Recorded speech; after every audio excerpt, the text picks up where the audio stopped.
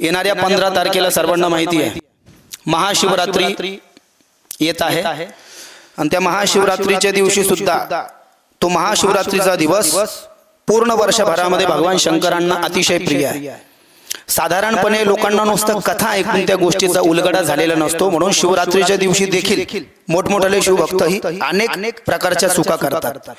म्हणून शिवरात्रीच्या दिवशी सकाळी ब्राह्मी मुहूर्तावर उठून काय करायला पाहिजे? ब्राह्मी मुहूर्तावर उठलं पाहिजे। त्या दिवशी जसं आपण नरक चतुर्दशीच्या दिवशी उठतो तसं शिवरात्रीच्या दिवशी सूर्योदय झाल्याच्या नंतरही झोप घेणं म्हणजे महापातक सांगितलंय। म्हणून प्रत्येक शिवभक्तानं जो शिवरात्रीचा उपवास करणार आहे त्यानं ब्राह्मी मुहूर्तावर उठून मंगल स्नान करून कपाळाला भस्माच्या 3 रेषा लावून गळ्यामध्ये रुद्राक्षाची माळा धारण करून पांढरे वस्त्र घालून घरी पूजा करायची असेल तर घरी किंवा ज्या शंकरांच्या मंदिरामध्ये आपल्याला जायचं आहे त्या मंदिरामध्ये जाऊन जाताना हा पेल्यात पाणी, पळी आणि संध्यापात्र जरूर घेऊन जाऊ।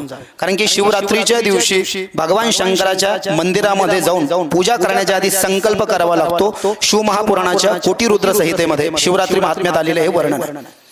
शिवरात्रीच्या दिवशी मनामध्ये 4 गोष्टी प्रत्येक भक्तानं ठेवल्या पाहिजे। काय की मी आज सकाळी स्नान करून कपाळाला भस्म लावून गळ्यामध्ये रुद्राक्षाची माळा धारण करून पांढरे वस्त्र परिधान करून भगवान शंकराच्या मंदिरात जाईल आणि त्यांच्या पिंडीचा अवलोकन करून त्यांच्या समवेत एकरूप होऊन 4 गोष्टीचं मनन करायचं की मी आज दिवसभर आणि रात्रभर तुमचा उपवास करणार आहे। म्हणजे शिवालयामध्ये जाऊन शिवरात्रीचा उपवास करण्याचा संकल्प करणे एक। त्याच्यानंतर आज शिवरात्रीच्या दिवशी आणि रात्रीही दिवस आणि रात्र मिळून शिवरात्र आहे। रुद्र जप जितकं जास्ती होईल माझ्याकडनं मी ओम नमः शिवाय, नमः शिवाय किंवा शिवाय नमः या मंत्राचा जप करेल।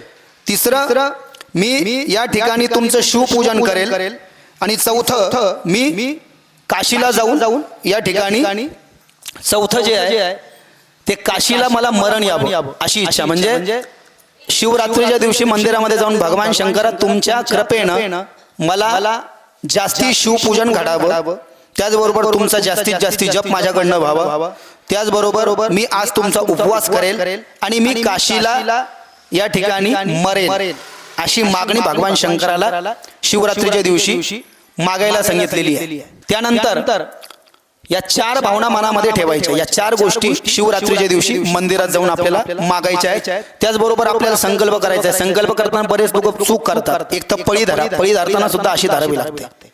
हे बोट वर्जित आहे, गंध लावायलाही चालत नाही, पळी धरायलाही चालत नाही। पळी घ्या, महादेवांसमोर पिंडी समोर बसा आणि अशी पळी धरा आणि संकल्प करा शिवरात्रीच्या दिवशी। नाही जमलं, पळी नसेल तुमच्याकडे तर हातामध्ये पाणी घ्या आणि हे बोट असं करून घ्या आणि मग महादेवाचा संकल्प करून म्हणायचं आहे, महादेव नीलकंठ नमोस्तुते कर्तुमिच्छाम्यहं देव शिवरात्री व्रतं तव प्रभावात् देवेश निर्विघ्नेन भवेदिति कामाद्याः शत्रवो मां वैपीडं कुर्वन्तु नैवहि। हे पाणी हातात धारण करून संकल्पाचा हा मंत्र म्हणायचा आहे आणि मग याचा अर्थ असा आहे की महादेवा नीलकंठा माझा तुम्हाला नमस्कार असो।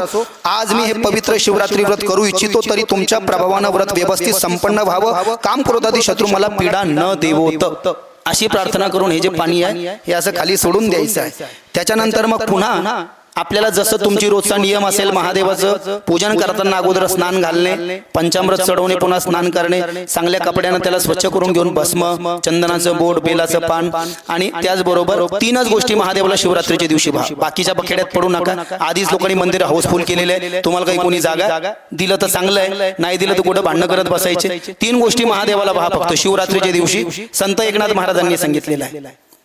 एक बिल्वदळ चंदन अक्षता पूजन तत्वता सोपे भाऊ। 108 बेल जर का तुम्हाला नाही भेटले शिवरात्रीच्या दिवशी तरीही नाराज व्हायचं काही कारण नाही। एक बेलाचं पान घ्या, त्याला 1 देठ आणि 3 पानं असतील, 1 बेलाचं पान महादेवाला वाहून टाका, या बोटानं महादेवाला 1 चंदनाचं बोट लावून टाका आणि 1 बासमती तांदळाचा 1 दाणा महादेवाला वाहून टाका। या 3च गोष्टी लक्षपूर्वक 1 बेलाचं पान वाहा, 1 चंदनाचं बोट लावा आणि 1 तांदळाचा दाणा लावा असं एकनाथ महाराज असेल। या 3 गोष्टी जरूर लक्षपूर्वक शिवरात्रीच्या दिवशी महादेवाला वाहा।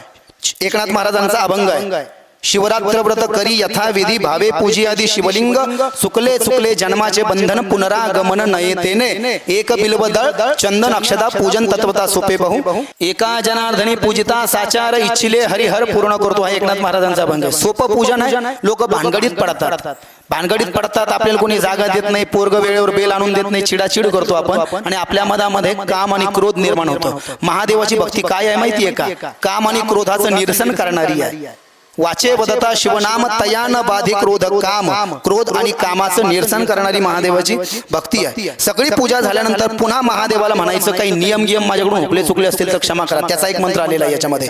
पुन्हा सगळी पूजा झाली, संकल्प झाला, चंदन पूजन अक्षता वगैरे तुम्ही वाहिलं तर महादेवाला पुन्हा हात जोडून प्रार्थना करायची आहे. नियमो वै महादेव कृतच्छैव त्वदाज्ञयः विसृज्यते मया स्वामीन व्रतं जातमनुत्तमं व्रतानानेन देवेश यथाशक्ति कृतेन च संतुष्टो भव शर्वाध्य कृपा कुरु ममोपरी. हे भगवान भोलेनाथजी महादेवजी, तुमच्या आज्ञेनं मी जे आज पवित्र शिवरात्री व्रत ग्रहण केलं आहे, धारण केलेलं आहे, स्वीकार केलेलं आहे, हे व्रत तुमच्याच कृपेनं यथाशक्ती संपन्न झालं असं मी समजतो. आणि पुन्हा शिवभक्त ब्राह्मण आणि शिवभक्त संन्यासी जे असतील त्यांना आजच्या दिवशी काही दान द्यायला सांगितलेले. काय काय दान करायचं शक्तीनुसार? त्या शिवभक्त ब्राह्मणांना आणि संन्याशांना राजगिऱ्याचे लाडू, पेंड, खजूर, शेंगदाणे, हविष्याचे पदार्थ म्हणजे फराळाचा. एकादशी सारखा उपवास आहे ना, शिवरात्रीच्या दिवशी जेवण नाही, डायरेक्ट जेवण कधी होईल? अमावस्येच्या दिवशी होईल. म्हणून लक्षपूर्वक एखादा शिवभक्त संन्यासी आहे, भगवे कपडे घालणार आहे, किंवा आचार्य ब्राह्मण आहे शंकराचे भक्त, त्यांना राजगिऱ्याचे लाडू, शेंगदाणे आणि पेंड, खजूर, फळ वगैरे जरूर या ठिकाणी दान करायला सांगितलंय.